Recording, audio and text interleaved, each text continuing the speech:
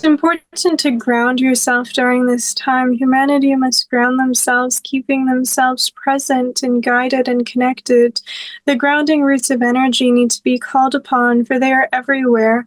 Grounding roots of energy are energy cords that connect you to the earth. They are not the cords that connect people to one another, yet they have the same and similar purpose. They ground you, they connect you, they transfer information, and they help you to feel clarity and interconnectedness with all life. So we ask you, I call upon these cords of energy, connect me to the earth, ground me, strengthen my intuition, help me to feel real, to feel here, to feel connected, and always be a beacon of light, hope, and love. As well as earth energy, the divine earth energy, the one that was originally here and created to be a beacon of hope and to be a beacon of transformation for all other planets that have been influenced by dark fear. This is the purpose of earth, the purpose of earth energy.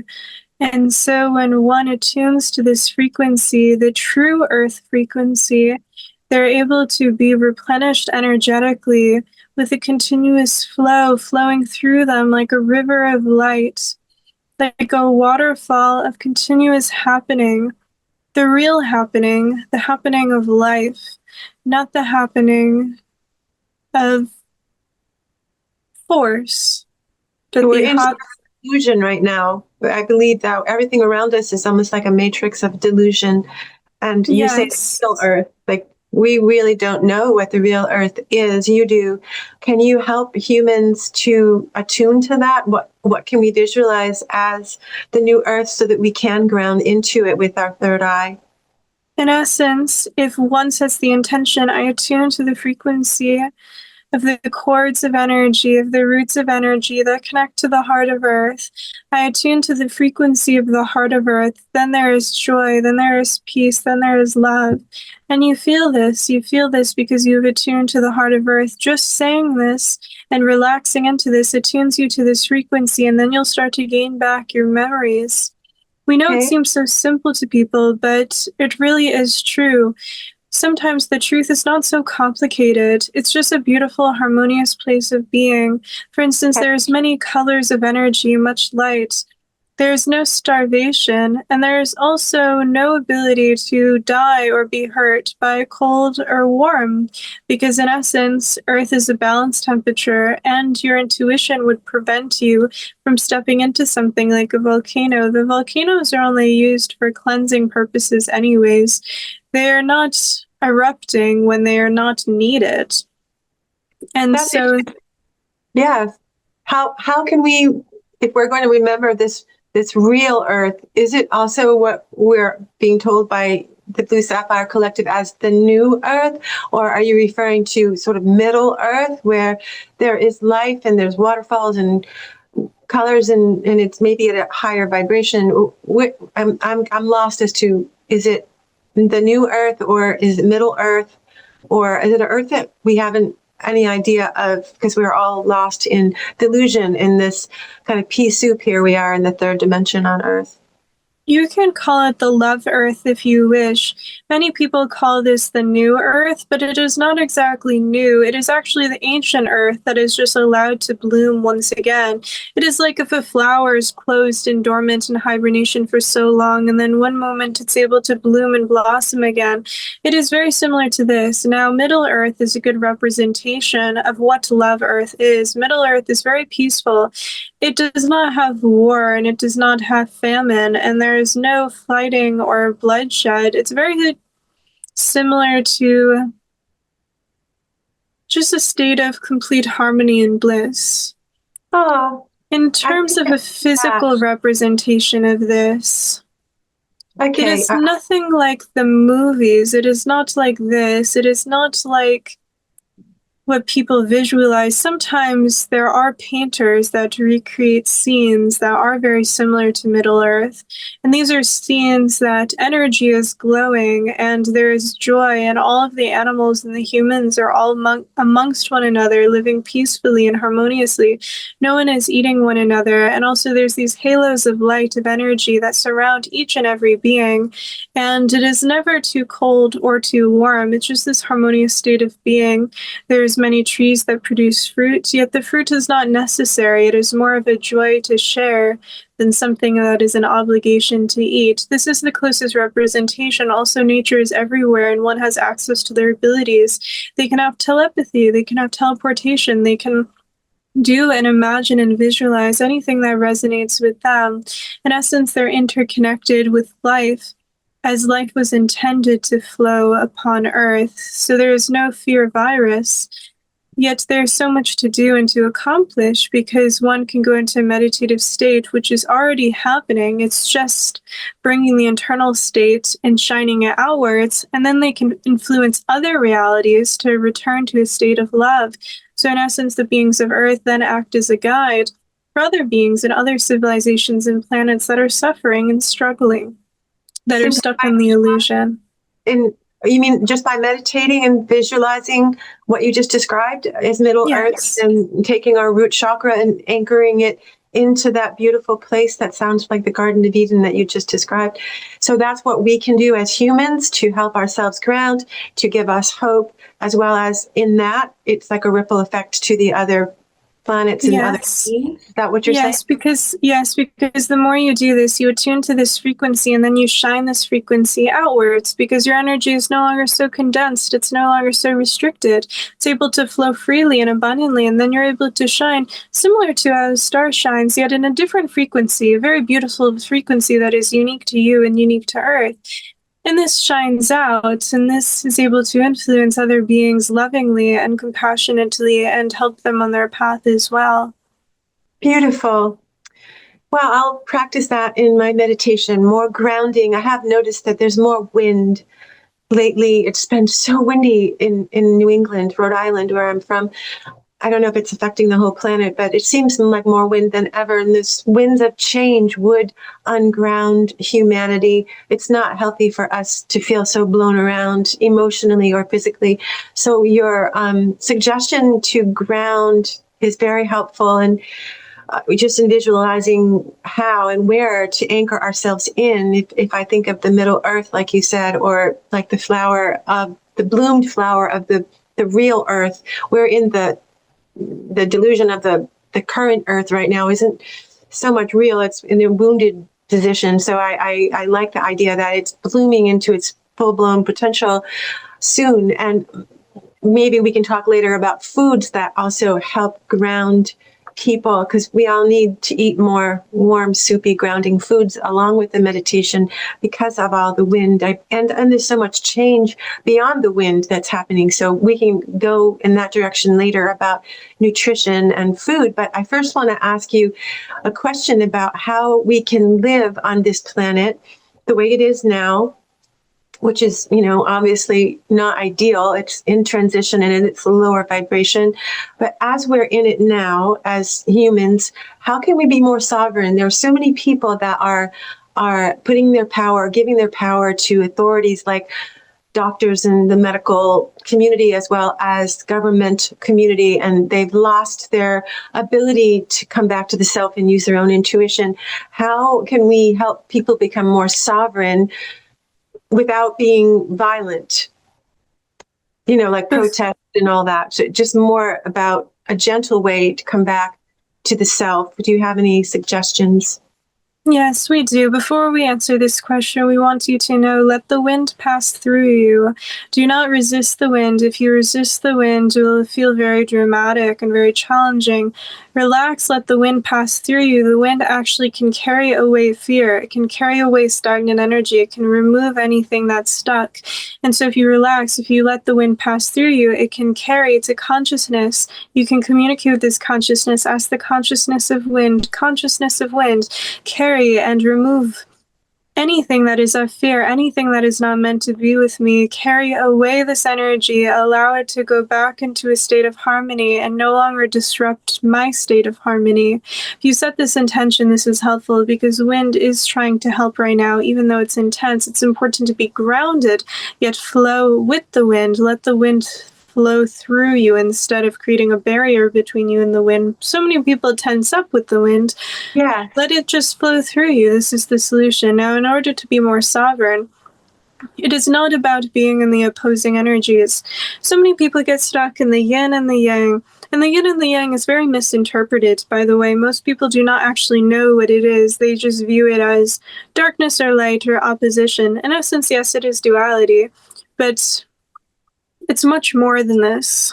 It's a balance that was created in order to allow humanity to shift as one, but in essence, it needs to shift as one. It cannot be stuck in the state of duality for much longer because it creates too much polarity, and then it creates different opposing forces. And so this is why protests have limited amount of effectiveness. Yes, they can create some change, but this change will still be limited. It will not create change in all ways and all dimensions. This is, for instance, the protests that were done in order to make it so that there was no more segregation and that there was no more separation of different people.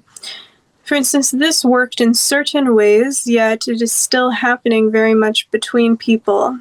They're still very much separated. Protesting is not necessarily the solution. The solution is allowing yourself to merge as one and trusting that the love within you is going to release and transform all fear.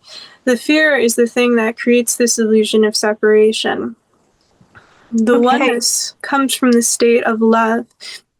And so, and love and light are intertwined. A lot of people, they misuse love and light. They just use it almost as a state of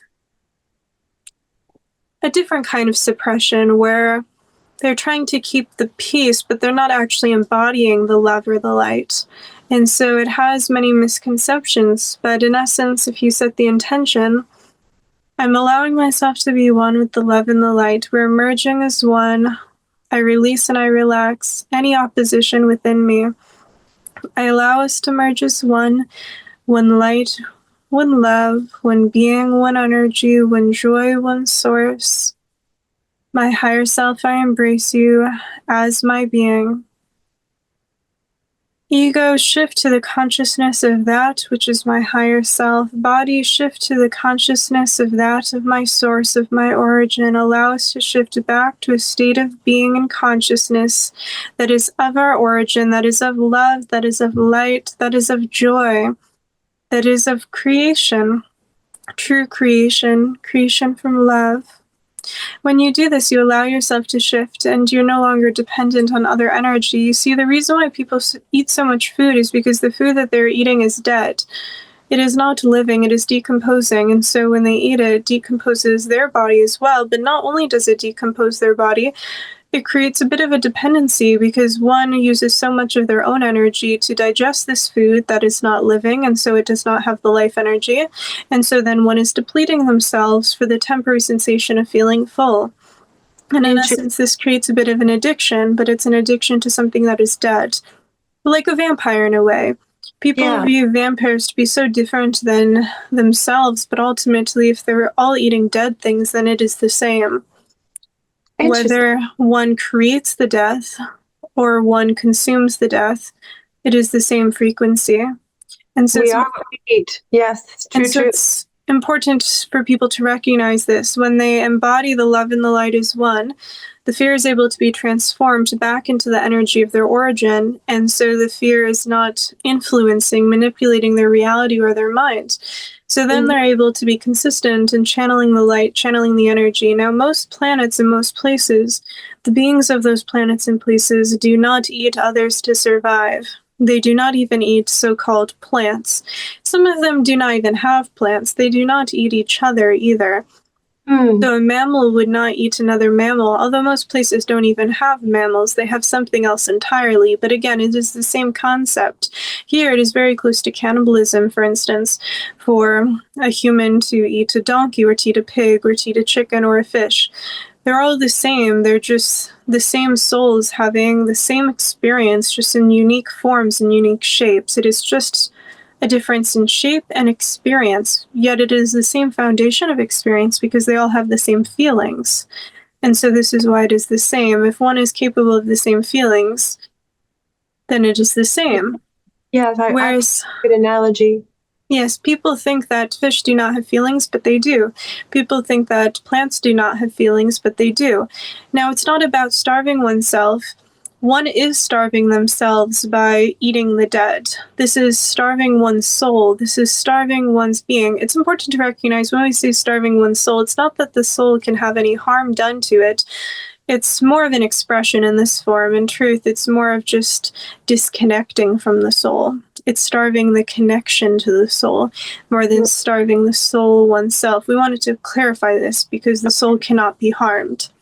I get it. The spirit maybe is something different where the cells in the body are connected to the spirit. So maybe we could talk about, well, we have other questions too, but I understand that when we are eating dead or death, we are what we eat, and our cells begin to acclimate to that frequency of death. And then, of course, we would be starving on some level because who can survive on death? Because it's not life.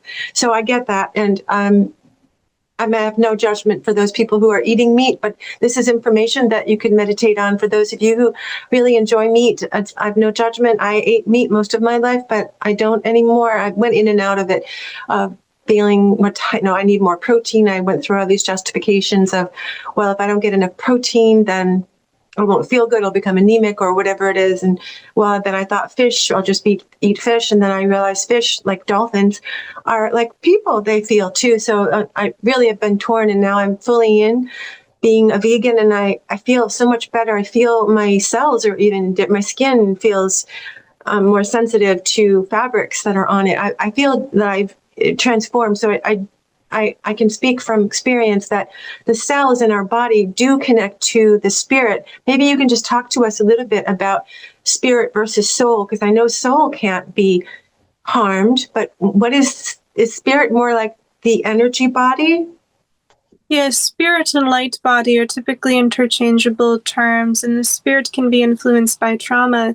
This is why sometimes spirits get stuck after they transition. They start to materialize their experience of living in the denser body. They start to try to adjust their light frequency to that of density, because even the dense forms are still of light. It's just a different expression of light.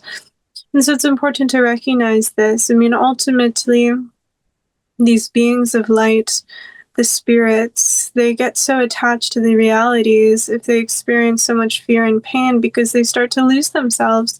If one loses themselves and forgets themselves, then they start to identify with the trauma. And the spirits are very interconnected with the body. Very, very interconnected with the body. And so ultimately, if one gets stuck in fear, the spirit many times does too, but they can easily be relieved of this. Mm-hmm.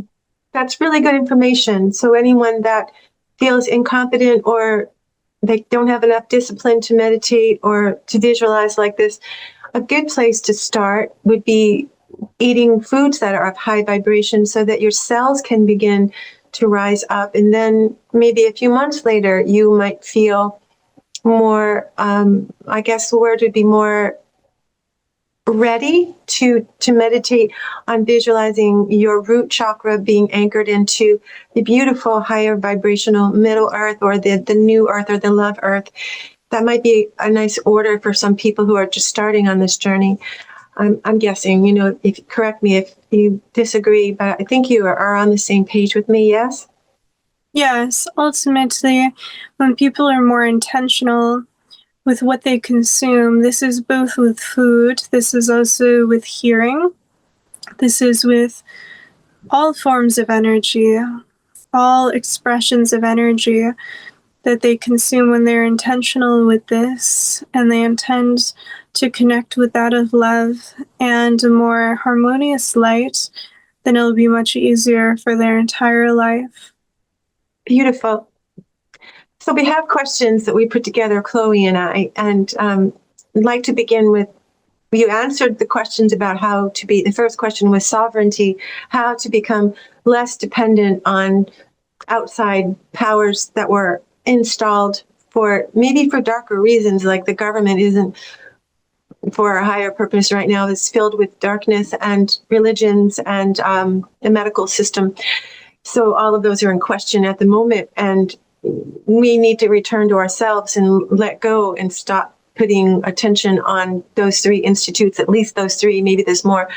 But that's a start to become more sovereign and to become more identified with love, and become more loving and forgiving and compassionate in our daily lives with our own selves and those around us, and less combative, less pick a side, Republican versus Democrat. This is duality thinking. So coming more into a place where we are accountable for who is in our president, who is the president is because of the consciousness of the people voted him in, and then we come back to the self again to be accountable for what is happening in the political world instead of picking a side and then trying to be right about it. This is duality. So there's an example how to become more loving to the self, to others.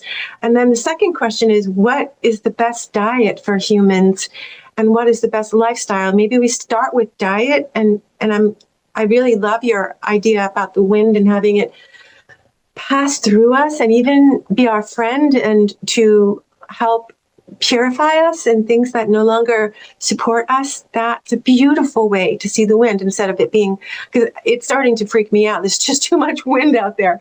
And I get a headache sometimes when I walk in too much wind. So I will implement your new perspective on wind. And I'm wondering, with food, there are some foods that are more windy than other foods, more grounding, and then more toxic, favorable versus unfavorable. Can you teach us about the best types of food that we can eat? Flow and do not resist with the wind. And before we answer this question, we would like to answer a question about pain. Now, this question was asked by a being who's going to watch this podcast and will have a question about this. And so we feel called to answer this question at this time. Some beings do their best to live a very high vibrational life, that they eat simply, they meditate, they do their best, yet they still suffer in different ways. This can also be suffering from physical ailments. Now, why does this occur? This does depend on the human, but many times ultimately is because one is still resisting within themselves. They think that they're doing their best, but they're trying to control their external reality to such a pinpoint degree that they are not flowing within themselves.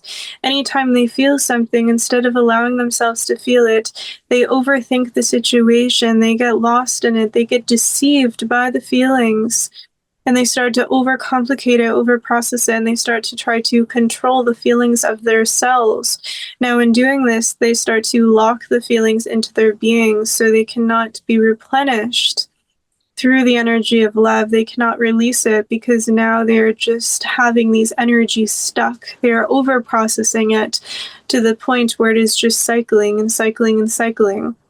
So it's important for people, in essence, to flow within themselves when they have a thought come up and they feel worry or fear about a feeling.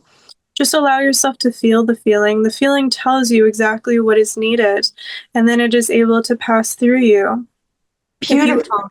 If you overthink it, you get stuck in the process of the illusion of fear and pain. But this process, it's only coming from fear again. Now, fear can create physical ailments in the body, but it is because one is holding on to the fear. They're not allowing themselves to process and flow it out. Now, trauma is suppressed fear. Hatred is suppressed fear. Even guilt, neglect, so many different things. These are just suppressed fear. Fear is not the act of just feeling afraid. It is the act of this dark force, this virus that has many influences, many shapes of the same energy. So it's important for people to recommend to themselves to allow themselves to feel. Now, in terms of the energy of fear, it's not a complete energy, it is a fractured energy, and that's why it must feed and increase the experience of fear in order to feed on it. It cannot receive direct replenishment because it is not a whole and complete energy. We want people to recognize this, but ultimately, if you flow, if you allow yourself to feel and flow with ease, you're interconnected with this energy, the true energy, not the energies of fear, but the true energies of happening and being. For the energy of fear is not a real energy. It is an incomplete, a stagnation, a lack of, a nothingness that consumes. Do not give it more to consume. Return, allow yourself to feel and flow with the feeling. Channel the light. Do not overthink. Worry does not create a solution, it creates a block. Beautiful. I hope that being really understands what you said. It was so, the delivery was beautiful. And I'm glad you tuned into that person. I hope that her or his pain will subside. Flowing is so important. I get it. And I'm wondering if we can think of maybe one or two exercises that would encourage the flow with maybe yoga, like a vinyasa flowing yoga. That would just be more like a dance yoga with gentle music in the background so that their body begins to flow. This can help some people. Some people, they need more abrupt movement, such as shaking and then just moving however they feel. This can help a lot of people. So for some people, it must be more gentle and stretch incorporated with breath work and just very gentle in tune, flowing, lovingly flow. For some people, they need more intensity to release. Yes, like the jumping, or they could do this tapping deportment, they call it, or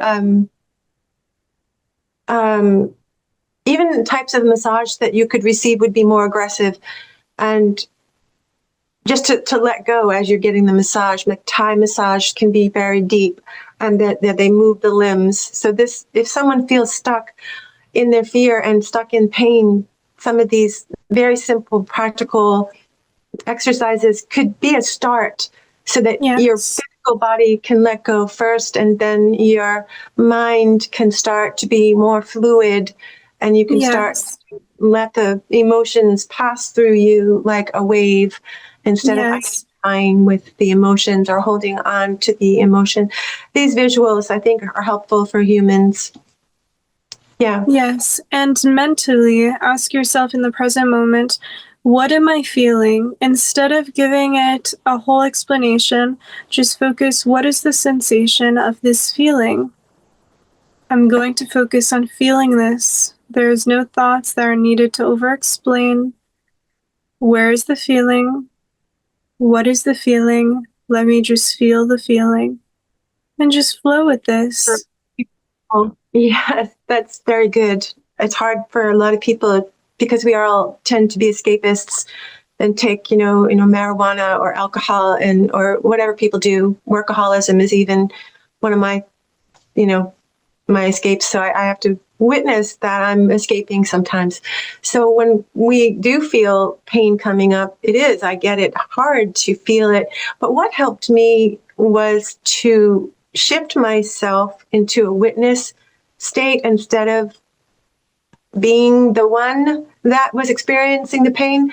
I stepped into another part of me that could witness the pain going through me, and then I would feel it, but in more of a witness state, so it felt a little easier to get through.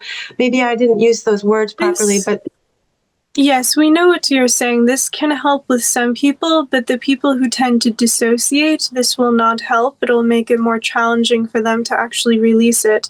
So this truly depends on the person. So follow your intuition, those who are listening, and flow with the path that resonates with you.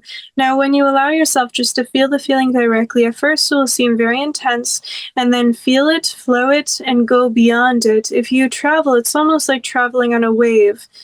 And it'll be very intense at first, and then it'll smooth out, and then you go beyond it, and there's always love, there's always this kindness, calmness beyond.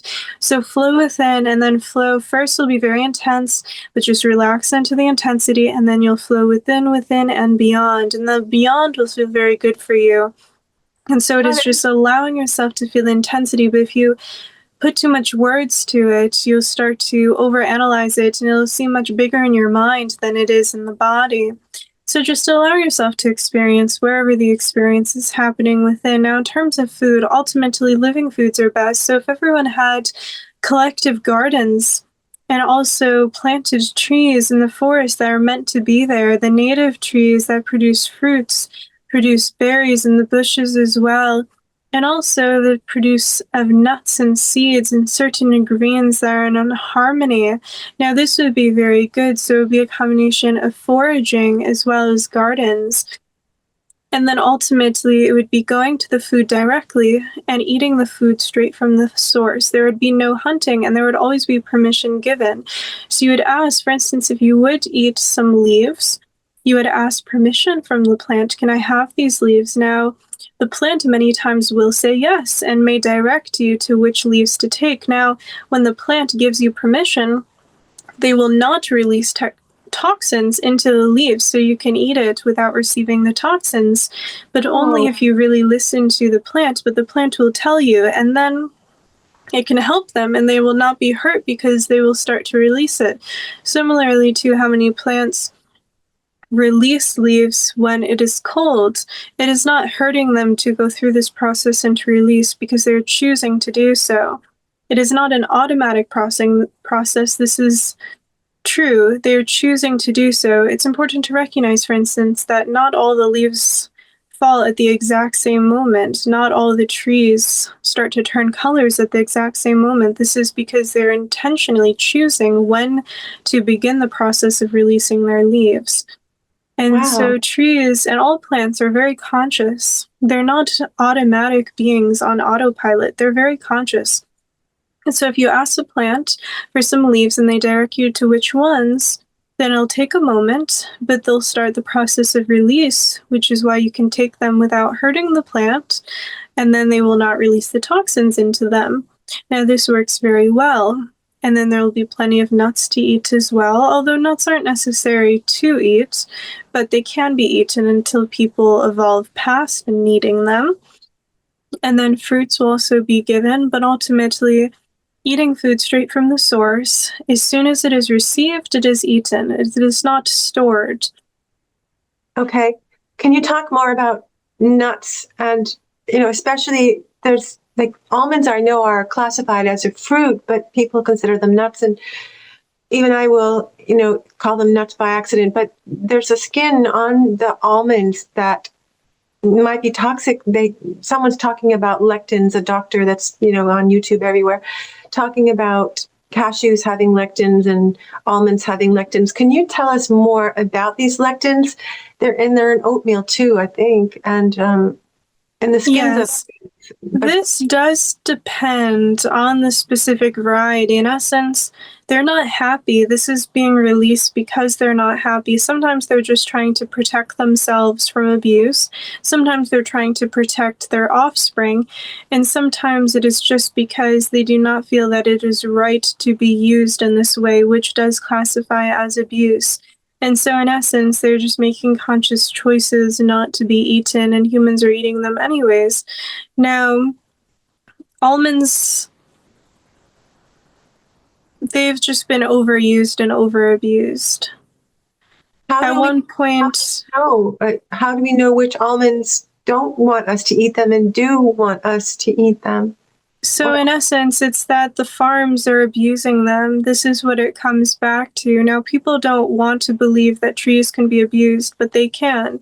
Even the harvesting methods, they many times shake the trees very violently in order to even receive the nuts. They're abusing the trees. So this is part of it. It is not just what is being released.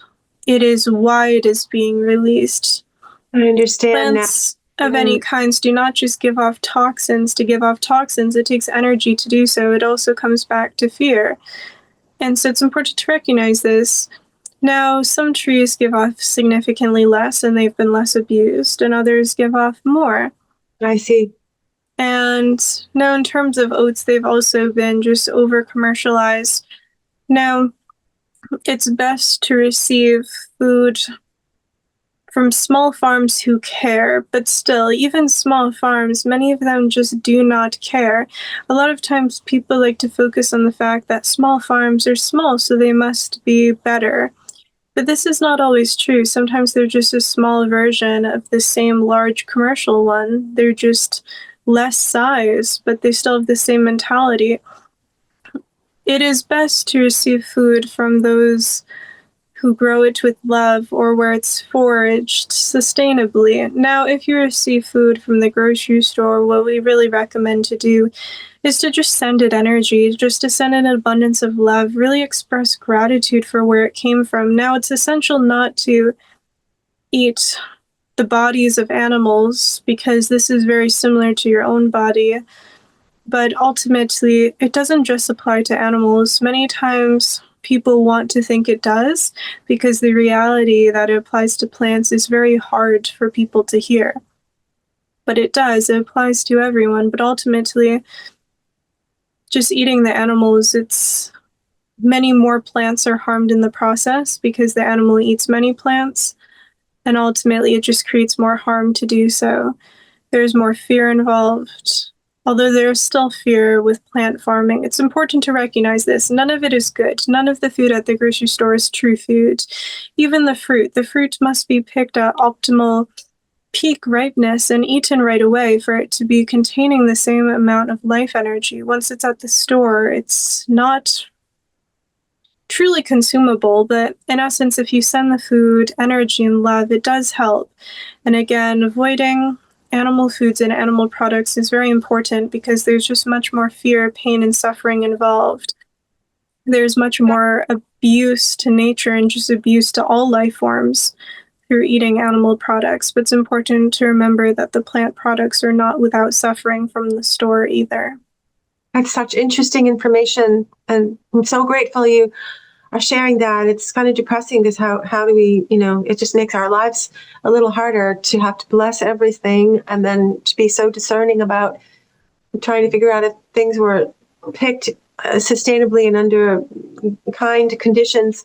Hard to know these things. I wonder if you can help us to know, are there certain brands that are more kinder people that Yes, we wish we could say yes to this, but ultimately they're still usually receiving the ingredients from these commercial farms. And again, they're not focused exactly truly on the love. All the ones in grocery stores, they're just not. Some of them are less cruel than others, but they still have a level of cruelty because, again, they're not viewing these as life forms. They're viewing these as commodities, as products, as that without feeling. They're not viewing this as sentient. It's a form of slavery. It really is. Now, this is difficult to accept. People do not want to think of this. People do not want to think also that plants have feelings. And even some meat eaters will justify this as a reason not to go vegan, but ultimately there's much less death and suffering when one goes vegan than when one eats a vegetarian or a meat-based diet. Can you give us sorry to interrupt you, go ahead. Ultimately, going to farmers markets is a good idea, but also have discernment for the stands. Really feel out the energy of the stands. It's not just the people selling the food, because the people selling the food may not even be the ones growing the food. It's important really to have discernment, to tap into individual things, and ultimately blessing the food, as you call it. This is not something that needs to be too time-consuming. It can just be telling the food, I love you, I appreciate you, thank you, and I'm sorry. And I love you, and I'm sorry. I was going to ask you, when I interrupted, I was going to ask you to give us some simple rendition of what to say. That's actually the Ho'oponopono, if I'm saying it right. The Ho'oponopono, there's a website that calls those words, I'm sorry, I love you, please forgive me, I forgive you. And did I say I love you? I'm sorry. Yeah, I did. So there's just like a short, that's so simple. And it cleans. They call it cleaning, the word cleaning. It cleans relationships. It cleans food, cleans anything and everything. So that's probably the ultimate prayer over foods that have been treated, like slavery. Yes, exactly. This is very helpful. You do not need to say, I forgive you, though, to the food. No, This I'm just saying is, that that's part of the Ho'oponopono prayer. But maybe you could specifically give us what could we say to the food to raise its vibration? I love you, I thank you, and I'm sorry. Oh, that's so simple. Okay, and you say it with meaning. And then the other question I was interrupting you about, because I was afraid I would forget, is there are going to be a lot of people who will say, I need protein. I won't feel good without protein. What do we say to those people? That honestly, they're just being silly and indoctrinated. Now, yes, this can get people to react offensively, but in essence, it is like this. For instance, people do not eat hearts for heart health. They do not drink blood to have good blood. You do not, for instance, need to eat muscle in order to have good muscle. This is more like dark magic. This is like black magic. You do not need to eat brains to have smarts. This is just not how it works. This is a very barbaric perception and a very dark perception, and this is influenced by black magic. Now, if people are low in energy initially, sometimes this is because their body is detoxing or because they actually had an addiction to having this. Yeah. Now, in essence, all food, all true food, has all of the building blocks of life. And so, this is all you need. You do not need anything more. And if you're channeling energy, you're not going to feel depleted. So, as long as they're channeling energy, then they'll be good. And staying grounded, ground with the roots of energy. If they're grounding with the roots of energy, they're not going to feel lightheaded or dizzy. Okay, that's really good for them to know that some of these programmed thoughts that if I don't get enough protein, because you know all these labels will tell you, oh, 6 grams of protein, they break it all down. And if they don't get X amount of protein per day, because especially those people who are going to the gym and they want to build muscle, they will have, something to say about this because they're all drinking protein shakes and protein is really over. It's It is just a commercialized product. It is just to get people addicted and buying something. This is all it is. It's important to recognize there's so many beings of this world. They eat very, very little protein. They're very strong. Also think of other species. For instance, rhinos. Rhinos do not eat other animals. They're very strong. So are mountain gorillas. So are horses. So are bulls. No one has ever looked at a strong and powerful horse and thought that they are lacking protein. This is just not how life works. As long as one flows intuitively, they will receive everything that they need. One does not need to take from another in order to replenish themselves. Now, this is just stealing. It truly is just stealing. For instance, one does not eat feet in order to have feet. This is just not how it works. One does not need to eat muscle in order to have muscle. It is just a very silly mentality. It does not make logical sense. It is just good marketing, which is real manipulation. That's really powerful information. I think all of the answers are in nature. All the truth lives right in front of us in nature. So when we look at animals, and especially like a horse and a bull and the rhino, they are extremely strong creatures. And then watch their diet, then we can learn from them. And nature doesn't lie. So what I would like to ask you about those people who will, so I can almost hear people pushing back on this, like the fitness people with their protein shakes. But what about, oh gosh, now I just forgot who the other demographic was that would. There's some people that may view humans to be omnivores, and they'll be confused by this. Ultimately, humans do not have the biology of an omnivore. They do not have the jaws of an omnivore. They can move their jaw side to side. Only herbivores and frugivores can do this. Omnivores and carnivores do not move their jaw from side to side. They also have more acidity in their systems. Humans are less acidic than this. They also have much shorter digestive systems than humans. And if a human bit into an animal, they have a very high chance of dislocating their jaw. Their jaw cannot open like this. And so ultimately, humans have the most similar system to a frugivore being. They're just not looking at biology, and they're just being very influenced. Now, if someone is very much convinced that they must have a certain amount of protein to survive, this will just be in their belief system. They can get this protein from plant sources that are just higher in protein. They can also have, for instance, many hemp seeds. They can have peas, they can have tofu if they wish, they can have different things that are high in protein. Now, the protein in tofu is readily available to their body. It's not necessary, but it's okay and it's safe. It has a type of plant estrogen that does not impact mammals at all. And so people do not need to worry about this. It's not going to mess with their hormones. Are you sure? Because there's a lot of controversy about soy and it being Yes, allergenic and we are sure about this. Now, thyroid. ultimately, soy needs to be organic because the pesticides in some versions of soy, this can mess with hormones, but soy in itself does not mess with hormones. It is just the pesticides, the things that are added to it, that manipulate it to then mess with people's hormones. So it's really the pesticides and not the actual soybean. Correct. The actual soybean is very safe, and for some, it has truly helped them in many ways. Just get the organic, unsprayed tofu or soybeans, is what you're saying. And it's okay. Yes.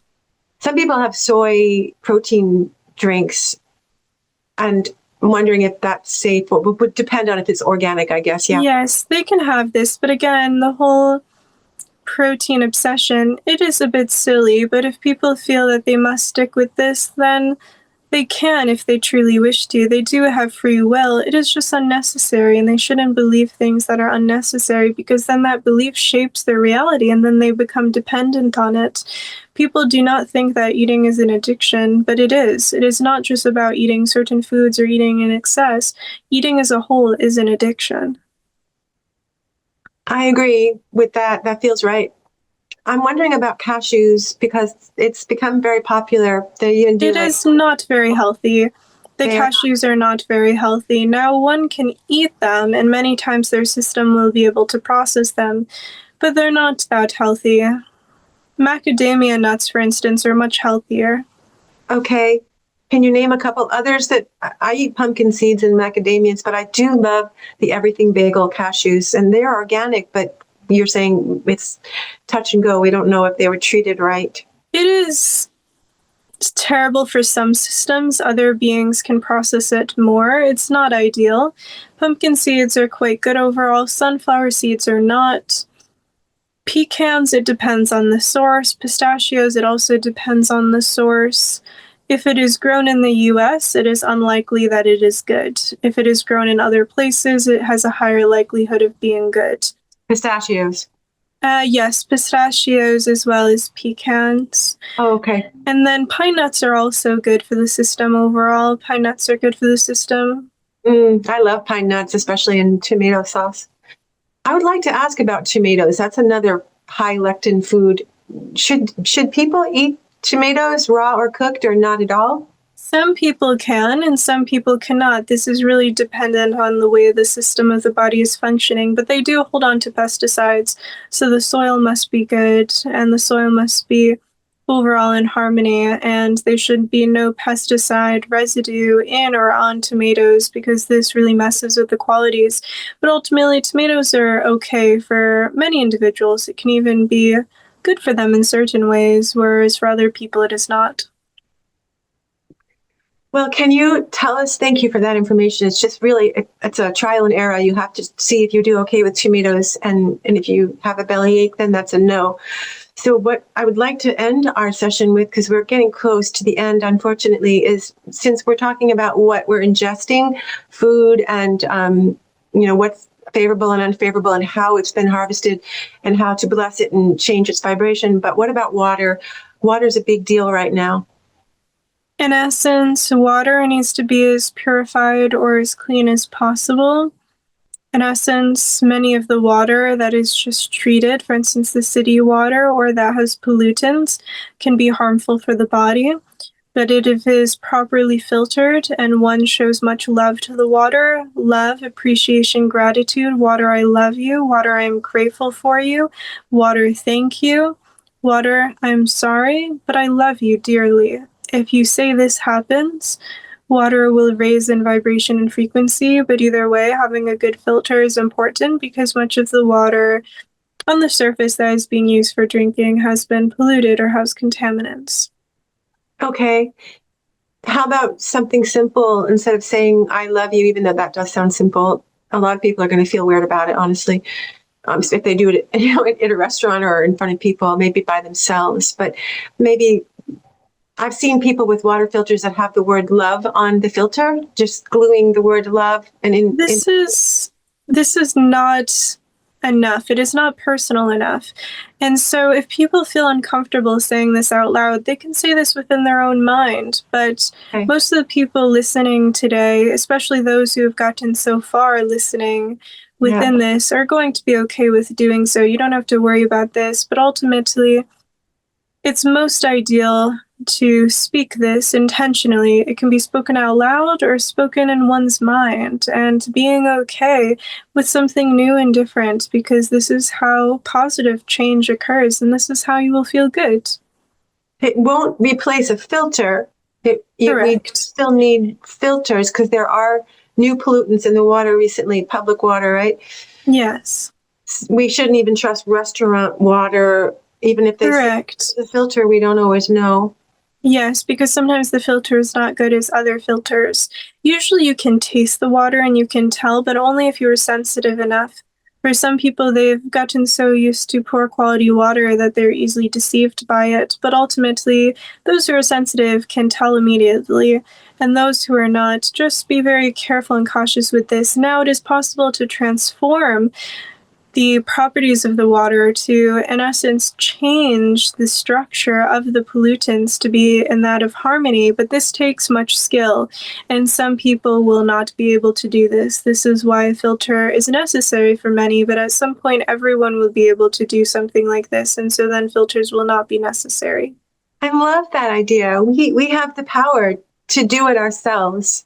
It just takes a little effort, right? So I'd love to learn about how to change the water, the structure of the water. I think there was a famous guy, Emoto, I forget his name, but yes, this is very helpful. And it's just through intention. It's just using the frequency of one's words, of music, of sound. It's just using frequency, because frequency allows for change and transformation.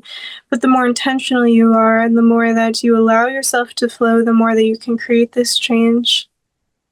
Beautiful. So thank you for everything you've shared with us. I wish we could continue on and on. I want to ask you so many more questions, but I know our time is up. Chloe has somewhere to go. So I guess if there's any one last thing, we have 1 minute or less. Is there anything that you would like to add? We love all of you. You are always loved. You are never alone. You are always supported. You are always guided. All is in your favor, even if it seems against you, it is not. So tune to the frequency of love and you will see that all is in your favor. You have full choice and full ability. You have free will in order to make this choice. Remember, a choice can never be taken away from you. No matter how extreme a situation appears, there will always be a solution. You will never face something you're unable to overcome. Thank you for that inspiration. We all need to hear that. Thank you for your time and for coming to visit Earth and helping all of us. We love you. We love you.